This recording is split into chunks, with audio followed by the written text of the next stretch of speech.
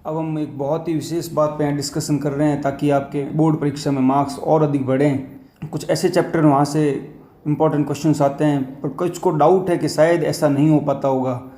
परंतु मैं आपको बताना चाहता हूँ, बोर्ड में ब्लूप्रिंट है, वो साल के शुरू में जारी किया जाता है, जिसमें बताया जाता है कि आपको किस किस चैप्टर में से कितने कितने नंबर के क्वेश्चन आएंगे। यहाँ हम देख रहे हैं कि ग्राफ का जो चैप्टर है, इसमें से 6 नंबर का क्वेश्चन आएगा, और यहाँ यह भी लिखा जाता है कि वो प्रश्न है वो किस प्रकार का है, तो ये निश्चित तौर से ग्राफ का ही प्रश्न आता है। इसी प्रकार आप देखें बच्चों, निर्देशांक ज्यामिति में से भी एक 6 नंबर का क्वेश्चन आता है, तो इससे हमें क्वेश्चन करने में सुविधा हो जाती है। और चूँकि सेक्शन 5 जो है, सेक्शन डी है, वो इसी प्रकार के प्रश्नों का आता है, जो बड़े बड़े अच्छे प्रश्न हैं, इंपॉर्टेंट प्रश्न हैं। इन प्रश्नों को बार बार करें तो निश्चित तौर से होशियार बच्चे के मैक्सिमम मार्क्स आएंगे, तो कमज़ोर बच्चे को पास का तरीका निकल सकता है। इसी प्रकार आप देखें 11वां जो समरूपता का चैप्टर है, एक दो मेन अगर थ्योरम रट ली जाएँ, थ्योरम तैयार कर ली जाएँ, समझ ली जाएँ, या फिर 2-4 अच्छे क्वेश्चंस कर लिए जाएँ, तो इसमें भी मार्क्स आ सकते हैं। इसी प्रकार से आप देखें, ये सबसे आसान प्रश्न हैं जो माध्य माध्यिका बहुलक का, इसमें से भी 6 नंबर का प्रश्न आता है। तो बोर्ड ने यह तय कर रखा है कि हर चैप्टर में से उतने ही नंबर का क्वेश्चन आएगा। जब आपके अध्यापकगण ये कह के आपको ब्लूप्रिंट का कोडिंग पढ़ाते हैं, तो ये बहुत महत्वपूर्ण हो जाता है। आप लोगों को ब्लूप्रिंट के अकॉर्डिंग ही पढ़ाई करनी है। अभी इस बोर्ड परीक्षा में मैक्सिमम मार्क्स लाने के लिए ये जो मैंने क्वेश्चन बताए, उनको आपको ज़्यादा ध्यान देना है, ताकि आप बड़े क्वेश्चन को हल करके और ये 30 नंबर प्राप्त कर सकें सेक्शन डी। बच्चों, अब मैं आपको बहुत इंटरेस्टिंग ट्रिक बताने वाला हूँ। आप खुद भी देखकर ये बात हैरान रह जाएंगे। ये जो स्क्रीन पर मैंने आपको दिखाया है, ये राजस्थान बोर्ड द्वारा सिर्फ एग्जामिनर को भेजा जाता है।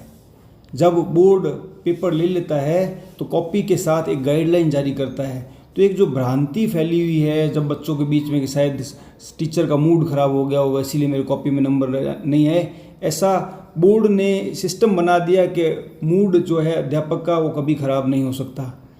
इस मेथड को कहते हैं स्टेप मेथड। ये बहुत ही कमाल का मेथड है। इस मेथड से जब बच्चे काम करते हैं तो निश्चित तौर से उनको मार्क्स मिलते हैं। इसीलिए मैंने बार बार कहा, हमें ये पढ़ना। एग्जामिनर कैसे सोचता है, अगर हम उस थिंकिंग से काम करेंगे तो निश्चित तौर से हमारे मैक्सिमम मार्क्स आएंगे। तो बोर्ड ने जो गाइडलाइन जारी की उसको मैं बता रहा हूँ। ये सारा का सारा बोर्ड का किसी समय में एग्जामिनर को भेजा गया मेथड है।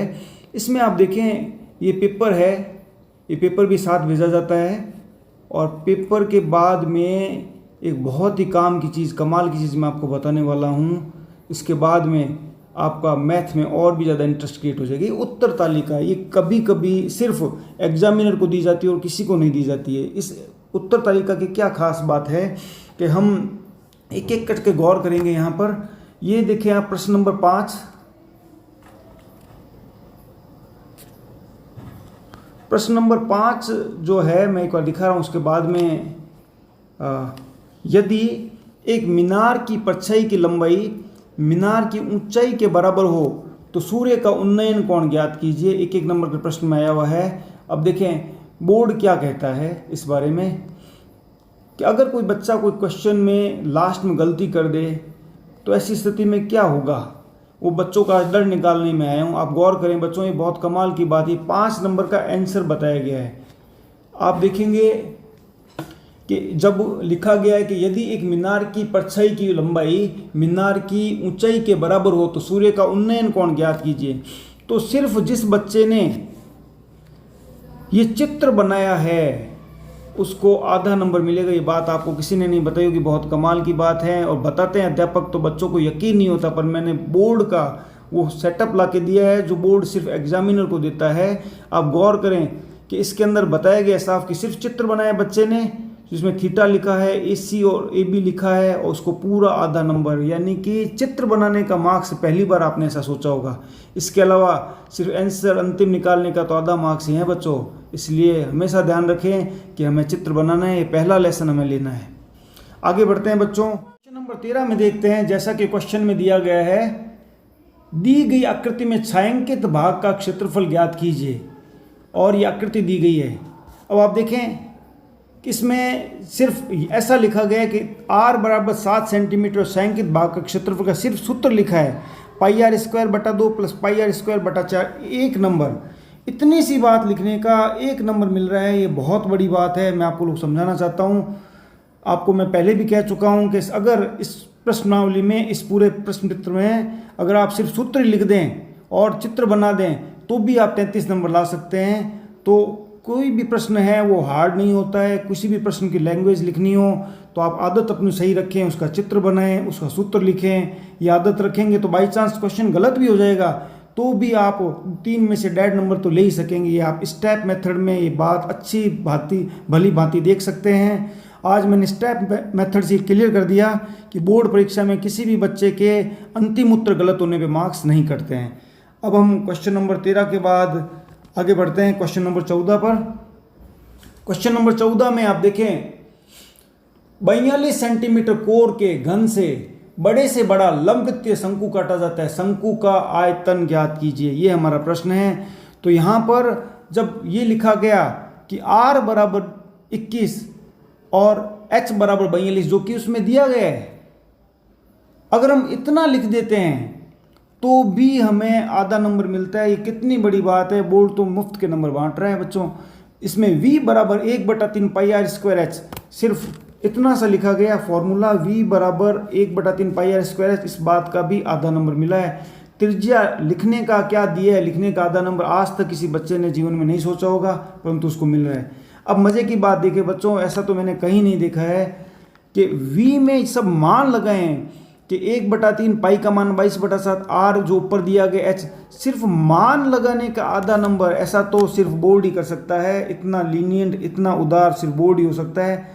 और जो अंतिम उत्तर निकाला गया जिसमें इकाई भी लगाई है घन सेंटीमीटर, उसका सिर्फ और सिर्फ आधा नंबर है। आप ये बात देख सकते हैं कि आपको ओनली हाफ मार्क्स मिलने हैं अंतिम उत्तर के, बल्कि मेथड के आपको ज़्यादा मार्क्स मिलने हैं। अब इसी क्रम में हम आगे बढ़ते हैं। क्वेश्चन नंबर 17 में किसी समांतर श्रेणी के प्रथम 15 पदों का योगफल ज्ञात कीजिए जिसका nवां पद an बराबर 25 - 2n है। ये है। यहाँ पर देखें बच्चों कि इस बच्चे ने, अगर कोई बच्चा a1 a2 a3 लिख करके a निकाल दे प्रथम पद और d सार्वंतर निकाल दे, सिर्फ इतना सा लिखने का, सिर्फ ये बात लिखने के भी बच्चे को 1 नंबर मिल रहा है। इससे बड़ी बात क्या होगी। ये तो 6th-7th का बच्चा भी निकाल सकता है। इसके बाद में अगर किसी बच्चे ने सूत्र लिख करके उसके अंदर मान पुट किए हैं, उसका भी बच्चे को 1 नंबर मिल रहा है। और इसके बाद में अंतिम उत्तर का तो सिर्फ 1 ही मार्क्स है। ये बात यहाँ गौर करने लायक है। अब हम क्वेश्चन नंबर 18 पे बढ़ते हैं। देखो बहुत ही इंपॉर्टेंट बात है क्वेश्चन नंबर 18 में, कभी किसी ने नहीं देखा होगा ऐसा, तो कि अगर आप किसी सवाल का चित्र बना देते हैं तो ऐसी स्थिति में आपको 1 मार्क्स, आपको 1 नंबर मिल जाता है। आप देखें कितनी खास बात है ये। इसके बाद में आप देख सकते हैं कि जब मान प्लेस किए और अंतिम उत्तर का भी 1 नंबर ही है। अब हम आगे बढ़ते हैं। नंबर 19 में एक त्रिभुज ABC की माध्यिका AD, B और CF एक बिंदु G से गुजरती है। यदि AG बराबर 5 सेंटीमीटर, B बराबर 12 सेंटीमीटर और FG बराबर 3 सेंटीमीटर हो तो ADGGC के मान ज्ञात कीजिए। सिर्फ चित्र बनाया गया है यहाँ पर और 3/4 मार्क्स आपके पक्के हो गए हैं। इसलिए मैं बच्चों को कहना चाहता हूँ कि किसी भी प्रश्न से घबराएं ना। अगर आपको जो क्वेश्चंस है बीज गणितीय के अलावा जो थ्योरम संबंधी प्रश्न है वो नहीं आते हैं तो जितना समझने की कोशिश कर समझ सकते उतना ही समझें। सिर्फ चित्र ही बनाएंगे तो भी आपको मार्क्स मिलेंगे। तो पास होना तो आसान है ही, साथ में 60% भी लाए जा सकते हैं। इसी क्रम में हम आगे देखते हैं कि जब मान लगाए गए तो 3/4 नंबर मिल रहे हैं और अंतिम उत्तर के भी 3/4 है। अब हम क्वेश्चन नंबर 19 के बाद में बढ़ते हैं क्वेश्चन नंबर 20 की ओर। क्वेश्चन नंबर 20 में बच्चों गौर करें आप, दी गई आकृति में PQ और RS समांतर हैं तो सिद्ध कीजिए त्रिभुज POQ समरूप त्रिभुज SOR। जब आपको अध्यापकगण आपके हमेशा कहते हैं कि बच्चों आप सिर्फ कारण जरूर लिखें, यहाँ पर सीधा लिखा गया सिर्फ कि QPO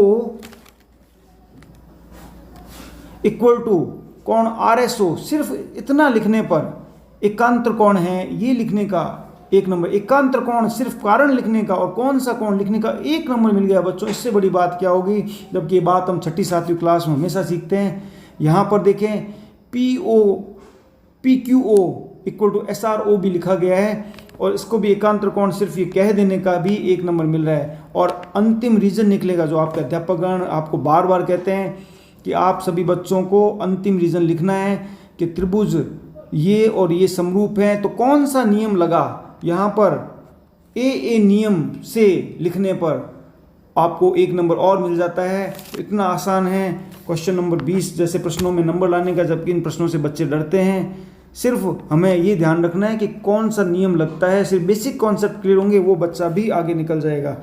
अब मैं क्वेश्चन नंबर 29 की तरफ बढ़ता हूँ। क्वेश्चन नंबर 29 में देखें बच्चों, कितनी कमाल की बात है, इतनी छोटी छोटी बातों के नंबर मिल रहे हैं। ये तो आप बिना पढ़े ही एग्जाम में जाएंगे तो भी कर सकेंगे। 29 नंबर प्रश्न में देखें बच्चों, कितनी कमाल की बात कही गई है। प्रश्न कहता है सिद्ध कीजिए कि 2 समरूप त्रिभुजों के क्षेत्रफलों का अनुपात उनकी संगत भुजाओं के वर्गों के अनुपात के बराबर होता है। और कमाल की बात है बच्चों कि इसमें दिया हुआ सही लिखने पर देखें कितनी बड़ी बात लिखी है। सिर्फ ऐसा लिख देंगे आप कि दिया हुआ क्या है कि समरूप त्रिभुज दिए हुए हैं या इनके त्रिभुज क्षेत्रफलों का अनुपात दिया गया है, जो बात लिखने के ही आपको आधे नंबर मिल जाएंगे। और ये आप ये लिख दें कि सिद्ध क्या करना है, तो इसको लिखने के भी आपको आधा नंबर मिलेगा। वो तो उसमें क्वेश्चन में दिया गया है कि सिद्ध क्या करना है, वो तो क्वेश्चन में दिया गया है। उसको लिख देने का दोबारा से भी हमें आधा नंबर मिल सकता है। सही लिख देते हैं उस बात का भी आधा नंबर। इतनी चीज़ कमज़ोर से कमज़ोर बच्चा भी कर सकता है और उसको डेढ़ नंबर तो यहीं पे मिल गए 6 में से। बाकी चाहे सवाल वो छोड़ के आए तो भी उसको कोई दिक्कत नहीं है, चूँकि बोर्ड ने स्टेप मेथड का इंस्ट्रक्शन दे रखा है। तो आप इतना लिख के छोड़ भी आ जाएंगे तो भी आपको डेढ़ नंबर मिलेंगे। हालांकि आप कुछ ना कुछ आगे करते रहें ताकि आपको मार्क्स मिलें। अब हम क्वेश्चन नंबर 29 के सेकेंड पार्ट में देखते हैं। वहाँ आप कमाल की बात देखोगे, कभी भी ऐसा नहीं होगा कि किसी सवाल का चित्र बनाने पर, ये चित्र बनाया है सिर्फ और उसका 1 नंबर मिल रहा है। यहाँ पर ये सवाल है, किसी समबाहु त्रिभुज ABC की भुजा BC पर एक बिंदु D इस प्रकार स्थित है कि BD इक्वल टू 1/3 BC है, तो सिद्ध कीजिए 9AD square equal to 7AB square. सिर्फ आप इसका चित्र बनाते हैं तो भी आपको 1 नंबर मिलता है। इसके अलावा आप इसमें आगे जो अगला स्टेप लिखते हैं उसका तो 1-1 नंबर है और आप अंतिम उत्तर डालते हो उसका भी सिर्फ 1 नंबर है। तो कुल मिलाकर के इसमें भी चित्र बनाने का भी आप आधा नंबर 1 नंबर ले सकते हैं। अब क्वेश्चन नंबर 30 को हम विस्तार से करेंगे ताकि आपको समझ आ जाए कि बोर्ड में पास होना कितना आसान है।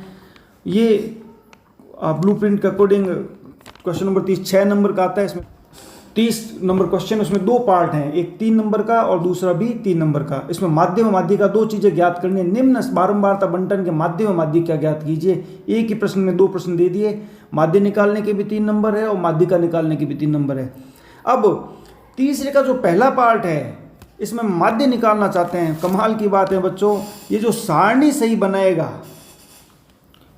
उसको 1 नंबर मिलेगा। सिर्फ वर्ग अंतराल f मध्यम मान लिखकर fx निकालते हैं और सारणी सही बनाते हैं तो आपको 1 नंबर मिलता है। ये बहुत ही कमाल की बात है, कभी भी नहीं लिखा होगा, आपने सोचा ही नहीं होगा सारणी बनाने के भी कोई नंबर हो सकते हैं क्या। इसी क्रम में हम आगे बढ़ते हैं तो देखें, माध्य बराबर सिग्मा fx बटा सिग्मा f, ये सूत्र लिखा गया है जिसके हम बार बार अध्यापकगण कहते हैं। आपको लगता है सर ऐसे ही कह रहे हैं, इससे क्या फ़र्क पड़ता है। इस छोटी सी बात को लिखने का आधा नंबर है। मैं प्रूव कर चुका हूँ कि इस पूरे प्रश्न पत्र में अगर कोई सूत्र लिख के आ जाए तो वैसा ऐसे ही पास हो जाएगा। अब देखें कमाल की बात कि इस सवाल में हमने ऊपर देखा, ये सिग्मा fx जो इसका योग होगा और सिग्मा f इसका जो योग होगा, बस आप इतना सा निकाल दें तो भी, आप गौर करें, इतना सा निकालने पर आपको आधा नंबर मिल जाएगा। कितनी कमाल की बात है बच्चों। इसके अलावा अंतिम मान निकालने का तो सिर्फ आधा नंबर है। अब अंतिम मान निकालने से पहले भी एक कमाल की बात देखो बच्चों, कि माध्य बराबर सिग्मा एफ एक्स बटा सिग्मा एफ, उस सूत्र के अंदर सिग्मा एफ एक्स बटा सिग्मा एफ, ये सिग्मा एफ एक्स यहाँ से उठा करके यहाँ रखा और सिग्मा एफ जो यहाँ से उठा करके आपने यहाँ रखा, इस बात का भी आधा नंबर है और अंतिम मान निकालने का तो सिर्फ आधा नंबर ही है बच्चों। तो इस प्रकार से हम सेकंड स्टेप भी देखते हैं। इसका सेकंड स्टेप भी कहता है इसी सेम प्रश्न में माध्यिका ज्ञात करनी है हमें। तो माध्यिका ज्ञात करने के लिए भी देखिए बच्चों, गौर करें कि सिर्फ इसने सारणी बनाई है, यहाँ पर ये सारणी बनाई है CF की। इस सारणी के बनाने का 1 नंबर आपको मुफ्त का मिल जाता है। और इसके बाद में बड़ी कमाल की बात है बच्चों, अगर आप सूत्र लिख देते हो m बराबर l प्लस n बटा 2 माइनस c बटा f इंटू एच, तो इस बात को लिखने का भी आपको आधा नंबर मिल जाएगा। सिर्फ सूत्र लिखने का आधा नंबर मिल रहा है।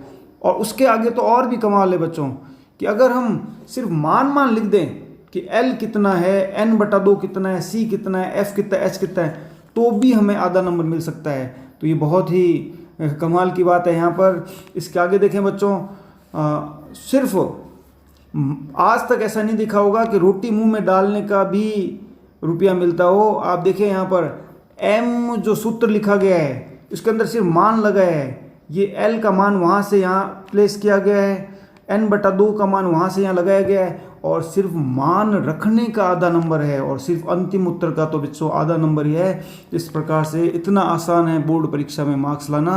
इसलिए मैं कहना चाहता हूँ बच्चों, this is no shortcut to success.